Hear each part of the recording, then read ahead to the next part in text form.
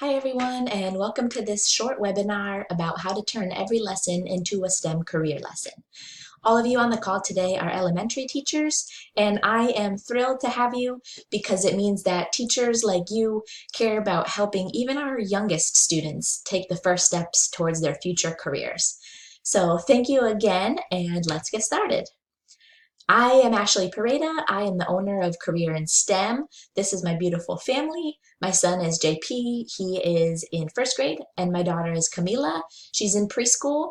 And I show you this because they are very cute, but also because everything that I offer in my store and that I've developed for elementary students has been created with their help and with students that I've worked with over the past few years. So whether it's things I've done with my kids over the summer, things I've done with school districts here locally and abroad, everything that I've done and that I sell is tried and true and done with real students just like yours.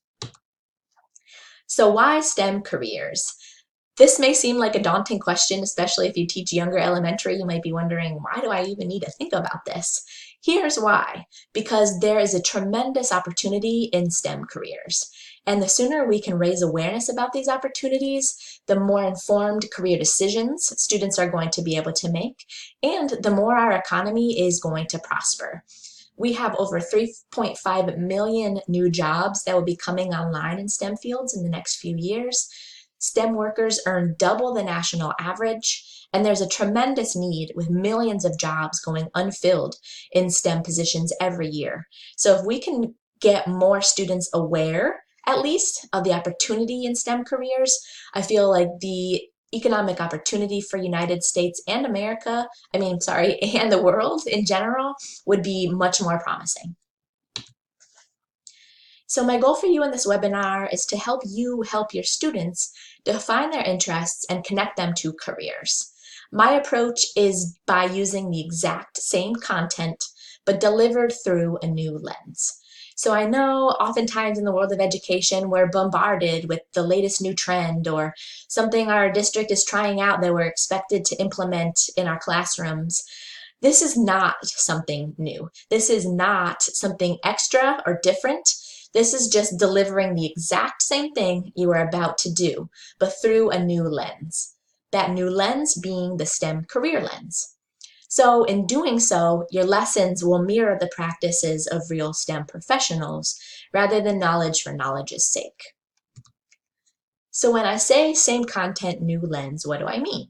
I've got two examples for you. The first one is blocks. My daughter, she's in preschool, she loves blocks. Block stations are really popular at the early childhood and kindergarten levels. So one day I saw my daughter playing with blocks and I just said, "Oh, Mila, that's some pretty cool civil engineering you've got going on there." And at first, of course, she was like, "What's civil engineering?" And I was able to explain to her that civil engineering is when you design and build stuff, which is exactly what she was doing. So she was like, "Oh, okay, cool." And that's kind of where we left it. But in that simple exchange, I've identified a career that relates to her interests, which is so important. Throughout the lifespan, I feel that so many adults are miserable in their jobs. And if at some point along in their lives, somebody had pointed out that, hey, you can make money doing this thing that you really like and that you're good at, I think so many more of us would have found more fulfillment in our careers. Second, and this is the free resource that those of you who registered will be receiving today. Second, I was recruited for help with my son's kindergarten class around this time last year, so Valentine's Day-ish. She had been doing the same experiment for years, and we were still going to do that same experiment. And just like in the previous example, I didn't do anything extra as her mom or as her teacher. She was just playing with blocks, and I just named a STEM career. That's pretty much what we did in this example too. She had always used this as an experiment to introduce experiments where students were measuring their heart rate, gathering data, and then analyzing that data to see what happened at a kindergarten friendly level, of course. So we still did that exact same experiment. The addition was that we did it through the lens of a cardiologist. So to start the lesson, we looked at some pictures of hearts to try to find the real heart. I defined what a cardiologist is. We took a quick look at what hearts do and their role in the body. And then we did the exact same experiment. So the only thing that I did different in delivering this lesson with her students was to add that STEM career piece. I just named a career that related to what she was already doing. Cardiologist, studies hearts. The experiment was about heart rates. It was a very natural and easy connection. So summary of tip number 1 is to use a new lens. Do the same standard. Do the same content. Just find a STEM career that relates to the content that you are already going to teach. So you can do this on your own. This is not rocket science. It's pretty simple, actually. Or you can use the hundreds of resources that I've already developed using this process. And as a participant on this webinar today, you will get 10% off any purchase if you do decide to use some of our resources. A lot of text on this slide. I'm not going to read it all word for word for you, but what I did want to point out is that everything that I've developed is designed to help any teacher be a STEM teacher. I've been working for the past few years as an adjunct professor of science education, mostly with elementary pre-service teachers. And I see that a lot of them don't have confidence in STEM subjects. And when you don't have confidence in something, you're likely to avoid it. So everything that I've developed is broken down in simple terms, step by step, so that every teacher can be a STEM teacher. So great, you've added in a few STEM career connections. You've named them in your lesson, and you've delivered the content, the same content, through that lens. But how did you find that career? Or furthermore, what if you have students that are really interested in that career? Now what? So my next tip is to leverage that student engagement that you've worked so hard to build by adding in those career pieces. So you can do this by, like I did, spending my weekends on Google and trying to curate this content for my students. Or you can use something that someone has already curated, such as my premium STEM career pages. So I have 5 different ones. I'll show you the alphabetical because it's by far the most popular among those that purchase these premium resources. So there are 2 different ways you can use any of these pages. Number 1, as a research tool for yourself. So say you were doing a geography unit. Oh, geographer. That's a perfect career connection. So you could use this list or any of the other pages as a research tool for yourself to find careers that relate to the content that you are already going to teach. Another option would be to use this as an independent research tool for your students. So say you have students that are really interested in engineering. You can send them to this page and they can research engineering careers on their own. Say you did a lesson about winter habitats. You could send students who are really interested in that lesson to explore more about wildlife careers or about biology careers, where you're sending them to learn more about something that they've shown an interest in. So just to show you one as an example, I have over 85 different STEM careers to choose from. Each one includes a picture of the person doing it, an upper elementary level definition, student-friendly definition, virtual job shadow, downloadable info sheet in English and Spanish, and a try it, where it's a fun game for students to actually do something that connects to what that person does.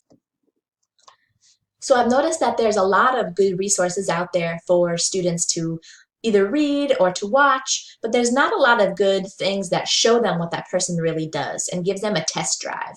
So the try-its on each career page are designed as that test drive. Backing up to the info sheet, each info sheet includes an expanded definition and the basic information that a student would need to know to see if they were interested. When you click on the salary for all pages, it leads to the Bureau of Labor Statistics page for further research, which is where all the information on these pages has been drawn from. Another note here, you don't have to use my premium pages. Bureau of Labor Statistics offers lots of different resources that are all free where you could do this exact same thing.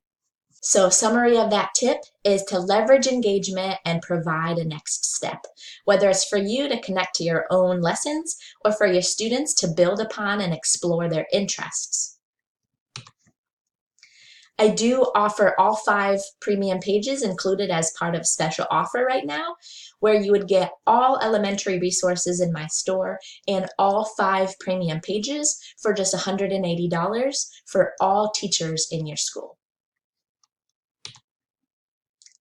So that's a summary of my best tips and tricks to integrate STEM careers into what you're already doing.